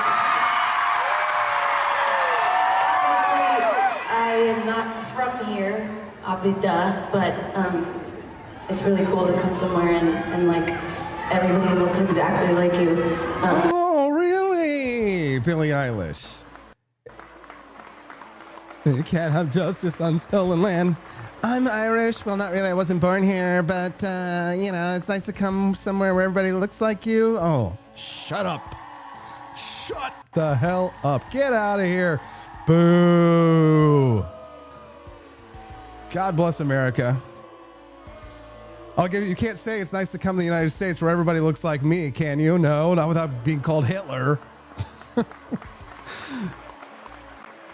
Let's talk about what really matters. Joining us now is John Dennis, chairman of the Republican Liberty Caucus. It's one of the longest running organizations inside the GOP, dedicated to advancing limited government, individual liberty, free markets, and a constitutional republic. The RLC just released its latest Liberty Scorecard, which grades members of Congress based on how they actually vote, not how they campaign. So in an era where every politician claims to be a conservative and a fiscal hawk, this scorecard cuts through the noise and shows who consistently stands for small government and who sides with big spending, surveillance, and permanent war. John, great to have you back. Welcome to the Wake Up America show. Always a pleasure. Austin, thanks for having me. So the RLC Liberty Scorecard scores lawmakers based on specific roll call votes, not rhetoric or sponsorship alone, right? That's right. So tell us a little bit about what goes into the process how do you score these people's votes? So what we do is we take a cross section of votes to have, go through every bill, and every vote would be not just tedious, but it also, I don't think, would be, super representative, because sometimes you have a higher weighted year in terms of foreign stuff or domestic votes. So we take a good cross section of votes, and then we say, okay, how would we have voted on this bill? And then we look at the roll call and see how Republicans voted. We deduct points from Republicans who don't show up. If you miss votes, that's you're getting paid to do a job. At least you can do is show up and vote. So you get dinged for that. But we post in the score every bill and every vote that we measure, and I would ask each person not only just to take a look at the scores, which are interesting in and of themselves, but look at the votes and tell yourself, how would I have voted on this? And I think you'd agree with us most of the time, and if not all of the time, and and then look at your congressman or congresswoman and say to yourself, how is she voting, and does she represent my interests? John, at a high level, what does this year's Liberty Scorecard tell us about the state of the Republican Party? I remember back in the Tea Party years, that was when we elected congressmen like Thomas Massey, who sits atop this list. That was when we elected some of these legislators. Some of them are still there today, some of them are not. But would you say that we've seen real improvement since those Tea Party years in Liberty voting records, or has it been stagnant or gotten worse? Well, I'd say from last year, it's sort of stagnant. But actually, the real thing to look at is when Republicans are in power, how they vote versus when they're out of power. They tend to have much higher scores when they are out of power. When they're in power, they tend to vote in ways that actually continues the the behemoth and the blob of Washington, D.C. This year versus last year, the average score actually went up a couple of points, but we have a lot fewer higher scores, and we have fewer super low scores. Like last year, I think we had some guys who got 5 out of 100. Really bad stuff. Now they're sort of in the 30s, the low end guys. And the top scorers have gone down, and one of them is actually out of Congress right now. So were there any surprises at all? You say it was stagnant, but were there lawmakers who scored better than expected or ones that scored worse? What were some of the key takeaways or surprising facts that you learned when you put this together? Well, so last year we had a number of congressmen who scored 80 and above. Even in the 90s, we had a couple of guys who were actually over 100. We gave a couple of bonus points this year for national constitutional carry and also for auditing the Federal Reserve. So we actually had one person who had 100 or more, given the extra credit points or the extra bonus points. And then we had, the guys who normally score high were still our high scores, but their scores were lower. They were down in the 70s, where they were in the 90s last year. That's interesting. So what are the most common ways members of Congress fail the Liberty test? Is it spending, foreign policy, surveillance, or something else? Yeah, it's mostly spending. I mean, and we're really, trying to crack down on that, because $38.5 trillion in federal debt. And I like to make the distinction between the nation and the country and Washington. We are the country. Washington is its own thing. It has its own interests, and they are constantly growing themselves. And I hate that conflation between the country and D.C. So what's happening is the federal government, D.C., is bankrupting the country, bankrupting us by doing the spending. So it's just at a critical stage now. A lot of people think it's irreversible. Probably could reverse it. It's unlikely it will be reversed, but at least we have to pay some attention to it and pay some deference to it. And too many of our representatives do not. John Dennis is here with us. He is the chair of the Republican Liberty Caucus, and we're talking a little bit about the scorecard. Sitting atop the scorecard like a golden trophy is Representative Thomas Massie from Kentucky. He's trending over on X this morning because of public statements that he's made specifically about the Epstein files. Were the Epstein files or votes on that, were they also included in this? Whether somebody voted for transparency there? I was just looking. I don't believe they were. Let me just take a quick look. I don't think so. Most of the bills were regarding like sort of domestic policy and that sort of thing. There are 20 of them, and I don't see the Epstein business in there. And one point that I do want to make, and actually, we did an X space. We do them every year. Thomas is kind enough to join us. And one of the points that he made, which is completely true, is that we don't lobby for our positions. We don't tell congressmen where we stand prior to the votes. I have contact with Thomas throughout the year on different things, but never on votes. We just look at the end of the year and say, how did these people vote? And every year, Thomas just happens to come out on top. It's just the way he votes, and that's the reason why he gets a score. It's not rigged in any way to sort of support him, and we are comfortable giving him a lower score if he would vote poorly, but he just doesn't. That's good to know. And I'd like to talk about Marjorie Taylor Greene here in just a moment. But before we move on from Thomas Massie, I just want to kind of have you help me understand how you see the sort of layout, or at least the players on the chessboard as they stand. Because there was a brief period when Thomas Massie's name was actually being batted around in D.C. to be Donald Trump's Secretary of Agriculture, so the top USDA guy. And since then, Massie and Trump have been at odds, specifically over this Epstein files case. This is why Massie is trending right now. Do you think that Massie's criticisms of the president are legitimate, or do you think that he is getting caught up in a Democratic trap? Because the DOJ now releasing these files, they say they have no reason to call for even more criminal prosecutions. And even some of the things Thomas Massie has said in the past where he had access to some list, we haven't seen any follow-up from him on that. I mean, do you think that this war with Trump over Jeffrey Epstein was worth it? Well, I've known him a long time, and I've never seen him get emotional, except when he was giving an interview and he was talking about how, some of the girls were recruited and then, got brought into this whole awful scenario, this awful web. And one way they could get themselves out is if they recruited other girls. And the guilt that the girls who recruited other girls is just super powerful. We cannot have a pedophile ring running around and influencing politics. We can't have a pedophile ring running around, period.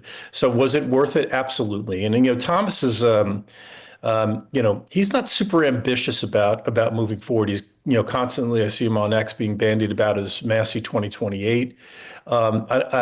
He doesn't really care about that. And he's secure in his life. He doesn't need DC. So he's really just the one guy who doesn't give a damn. He's going to do the right thing. I appreciate. So was it worth the fight? As for somebody who doesn't give a damn, yeah. Sure. Yeah, no, I know, but I appreciate that. But I would really like to see my Liberty legislators actually get something done. I mean, if you want to self-immolate, fall on your sword, make principled stands all the time, and constantly lose every battle, that's one thing. But I mean, at the end of the day, if no new prosecutions come out of this, then it will have been a lot of fire and, it would have been a tempest in a teacup. He will have destroyed his personal career or any opportunity for advancement for something that didn't really result in any actual meaningful substantive changes. And a lot of victims got doxxed with the release of these because the DOJ, mistakenly released the names of the victims. And Thomas doesn't have anything to do with that, of course, but that was the end result of this. So it seems like it's actually gotten worse and more muddled. And of course, people don't trust the government. I get it. Thomas Massie is an avatar for that. We're libertarians. But do we always have to die on our swords, John? Can we win battles? I mean, is there anybody who's voting the Liberty Scorecard who's not going to be out of Congress soon, like Marjorie Taylor Greene? Is there anybody in there who are real nuggets, maybe people that aren't making the headlines or trending on X, who are quietly voting for liberty and actually accomplishing some real things for change? Sure. Well, look, just to sort of pin down the Thomas business, I mean, I think it's important to know whether or not your country's votes and the direction it's going in is being influenced by blackmail of any kind. So I completely support him doing that. And even if it isn't, at least the American public knows, and it's not shrouded in mystery anymore. So there's that. In terms of the good scorers, I mean, yeah, we've got some really good guys. I mean, unfortunately, the second highest scorer was Marjorie Taylor Greene. She is out, but Tim Burchett, scored highly as he has in the past. Eli Crane has scored really well. We have trying to look at the other names here. We have a number of guys. Eric Burleson, how'd he do? Any Missourians? Eric Burleson got a 74. Unfortunately, that was a relatively high score. Not bad. Greg Stubbe out of Florida, 77. I mean, Josh Brecheen out of Oklahoma, which is really good because he offsets, in my mind at least, their two senators who are completely, just disasters. And by the way, we'll be releasing the Senate version of this in a couple of weeks. So if you wouldn't mind, I'll come back and share that with you as well. Oh, yeah. We have some other stalwarts too, like Paul Gosar, who's very good. And I have to say the Arizona delegation, congressional delegation is by far the strongest in the country. So we have some good guys there. And I think what the lower scores for even the good guys this year is a reflection of them trying to work with the president and give in sometimes when they wouldn't want to, hopefully in exchange for some of the things that they want. Yeah, it's a shame. I'm very much these days conflicted with the proper strategy to advance our ideals, because it's beautiful, it's sexy to die out, to be crucified for your views. It's a fascinating thing. That's why the left wants to be martyrs. It's why they're throwing themselves under these bus. But I just feel like we need fewer libertarian martyrs and more successful liberty warriors that can take these things and bring them across finish lines and get more than just a good scorecard, but can actually get some dirty wins. I mean, that kind of is the tension, right, John? That the tension between maybe the impure pragmatic view. We all hold the same beliefs. Eric Burleson got a 74. He would probably agree with us on some of these issues, but for him, the question was the trade-off for whatever he got for the bill, was it worth it? I mean, the Liberty Scorecard says, no, you should vote these ways all the time, but everybody's got a different strategy, right, John? Yeah, I agree with you. I mean, I get the larger point, which is that sometimes you have to make small sacrifices and take small L's in order to get the big L's. Unfortunately, the big L's have been far and few between in the House. And so I think what Thomas has showed, and I think he's going to show it in his primary as well. I think he's going to prevail in that primary, despite the president strongly going after him and endorsing his opponent. I think what he's going to show is that you can move forward by taking a more disciplined approach and principled approach to the House. This is going to be a big sting when Thomas prevails in that primary. It's going to be a big sting towards the Trump hegemony over the Republican Party, and it's going to create a pathway, I think, and show people that they can actually, vote principle and win. I don't know if I fully agree with that. And I'm not saying I do or I don't, but I just feel like the alienation of the libertarians with the Trump faction has been a bigger thorn in our side than it's been in theirs. Trump doesn't give a shit. He doesn't care. He owns everything. So when we talk about sting in the side of we're talking about a giant getting a bee sting and then he swaps it on and he moves on. But the libertarians who have shown that they can work with him, the ones who didn't boo him at the convention, my thing is, I think we would have had a libertarian in the cabinet if libertarians had treated Trump better. We got Ross freed.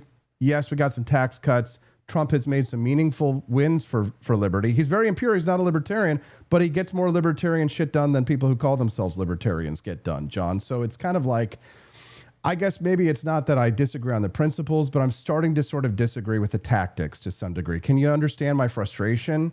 Right? Oh, absolutely, for sure. And I can even expound on that. And just so you know, as you know, I'm also on the board of the California Republican Party. I was actively involved in the Prop 50 fight, which was the redistricting, which cost us a number of congressional seats.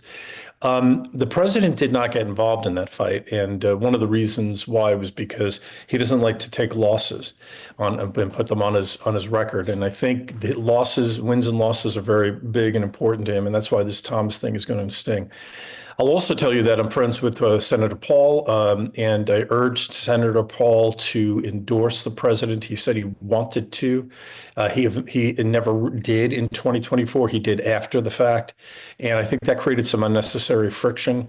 And instead of having Rand Paul in one ear and Lindsey Graham in the other, we just have Lindsey Graham in one ear. Thank you. We've seen a much more aggressive foreign policy. So I think that was an error. He should have taken my advice there. Well, that's all I'm saying. And thank you for giving him that advice, John. Thomas Sowell was right. There are no solutions. There are only trade-offs. And people who commit self-sacrifice or self-immolation in the name of libertarian purity do us no favors, because on the long run, the Lindsey Grahams, the people who have all the money and all the power and no scruples at all, if you play a game by rules and the other player always cheats, you always play by the rules, you always lose. So I guess what I'm saying is that sometimes libertarians, we have this adherence to rules mindset that doesn't serve us in the end, because the people who are playing against the Lindsey Grahams of the world, the Chuck Schumers of the world, for them, it's anarchy, right? The irony is we're the ones demanding everybody should live by this set of rules, and nobody else is following the rules, and they screw us, the good guys, every single time. It's kind of like this Galahad syndrome, right? Or, to put it impolitely, Captain Save-A-Ho. We're always martyring ourselves on these causes, right? And then we die alongside our sacred cows. I guess I'm sort of just reiterating what you're saying, but I just feel this deep frustration, and I'm hoping that we can find a way out of it. John, do you see a way out of it?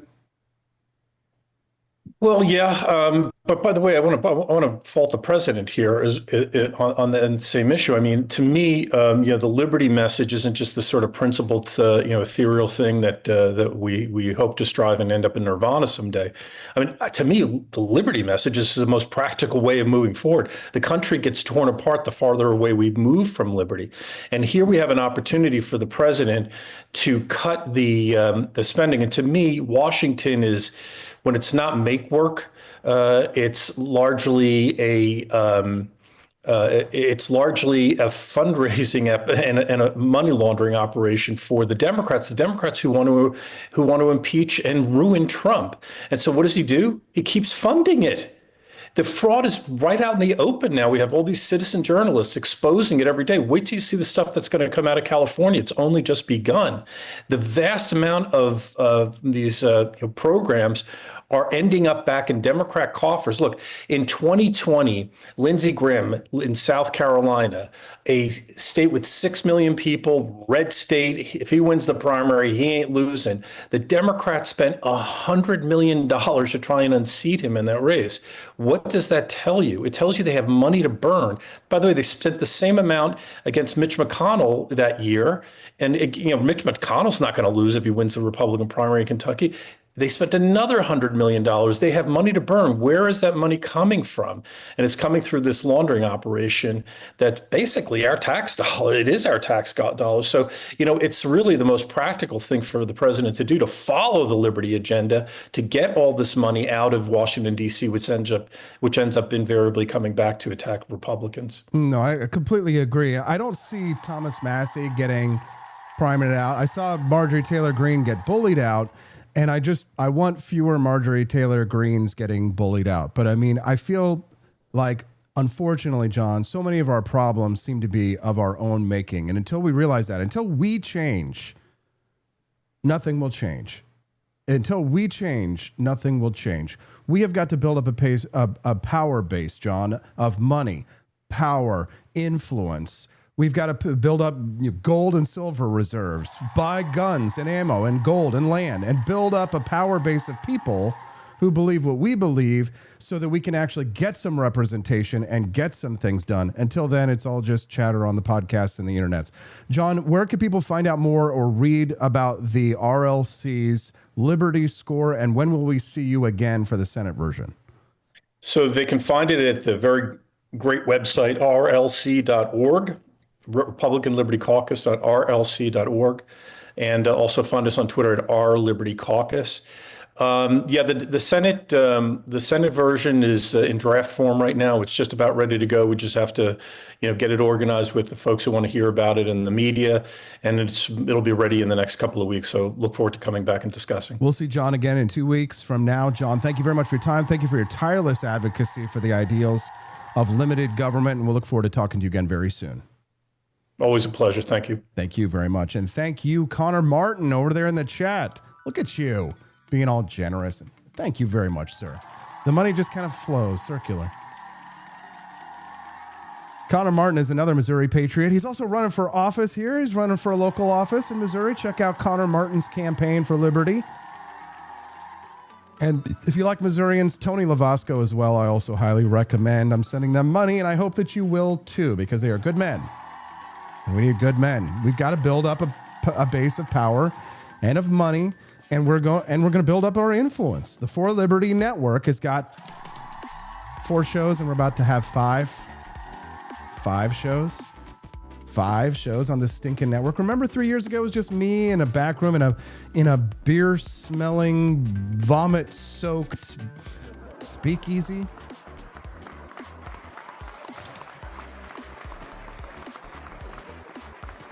I love seeing Connor Martin in the chat. Cecilia H, Joni Rankin, BB for Liberty. Bobby Hitler is here. Bobby. Gotta change that name, son. Who goes by Bobby anymore? Entropy Nomad says, voting should be the start, but other means need to be employed if we're to secure liberty in any meaningful way for ourselves and for our prosperity. That is correct. I have been on the phones all through the month of January. I will be doing the phones all the way out through December. I will be fundraising.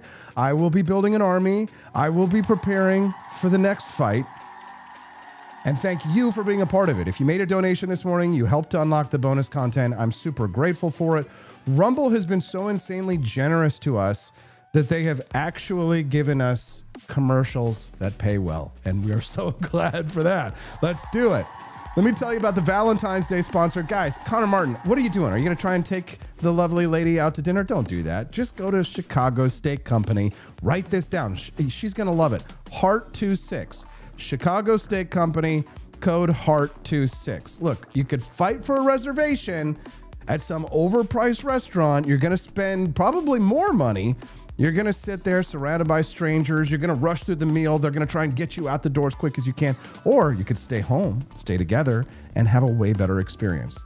These are USDA prime steaks, hand-selected, wet-aged for up to 40 days, restaurant quality delivered to your door. Here's the deal. Last week for free Valentine's shipping, order $199 or more.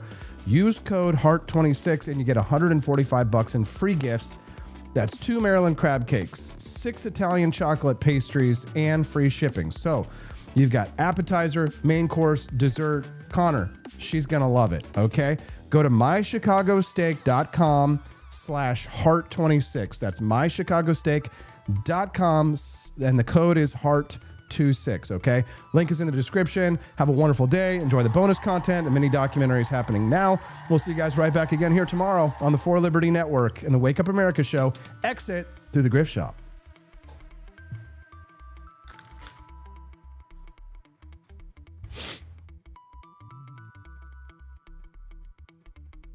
Pothead could one day get a whole new meaning.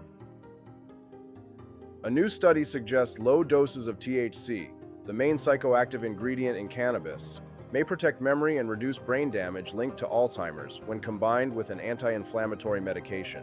The research was done in mice, but scientists say the fact that both drugs are already widely used could help speed the combo into human trials.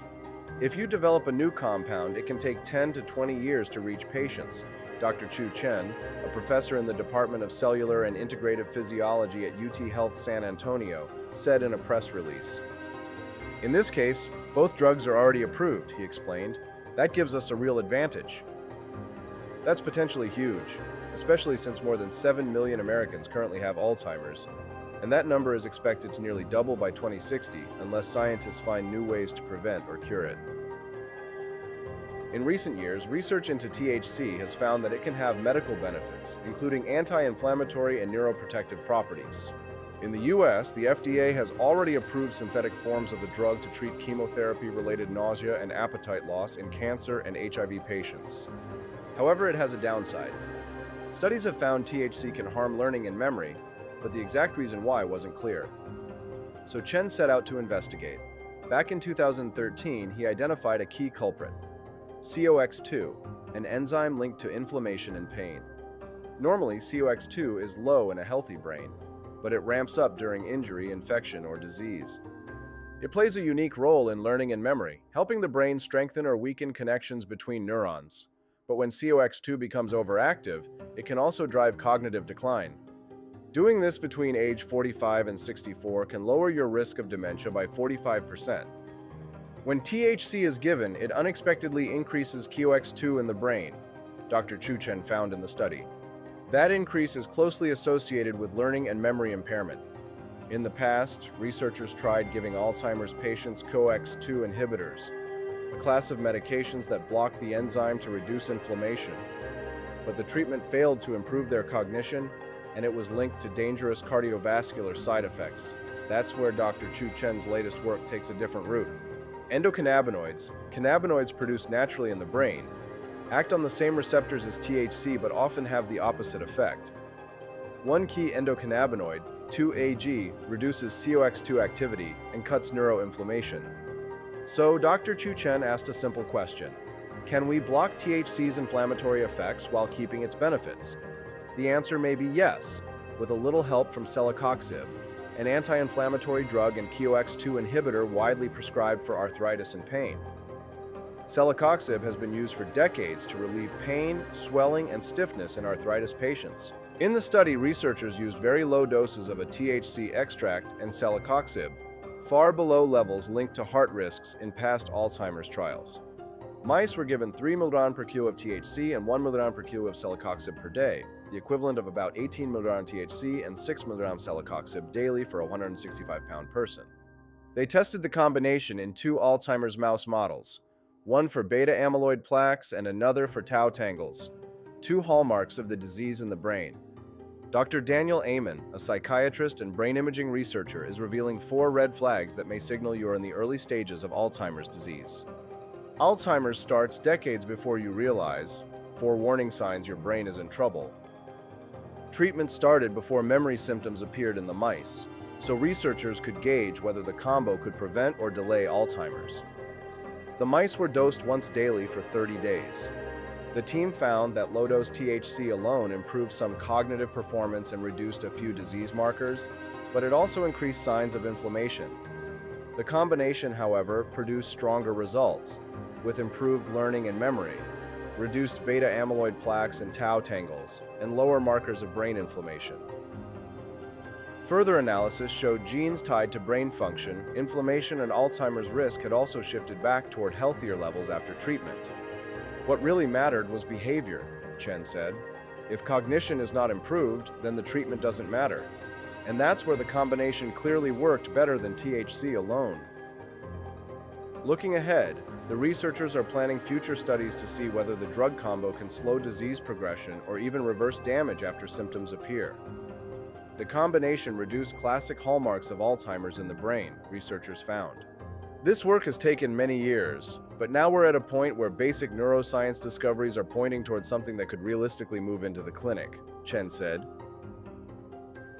Experts say even delaying Alzheimer's by just a few years would have a significant impact on patients, families, and the healthcare system at large. After all, the disease isn't just memory loss. Over time, it slowly eats away at a person's personality, thinking, and reasoning skills, eventually making it difficult for them to perform even the simplest tasks. On average, people live 4 to 8 years after diagnosis. It was the 6th leading cause of death among Americans 65 and older in 2022, according to the Alzheimer's Association. And the risk is high. More than 1 in 9 people ages 65 and up has Alzheimer's, and a 2025 study found that about 42% of Americans over 55 will develop dementia later in life, with Alzheimer's being the most common form. Across the country, surveys show that 92% of Americans would take a medication that could slow the disease, and nearly 3 in 5 would accept moderate or high risk to do so.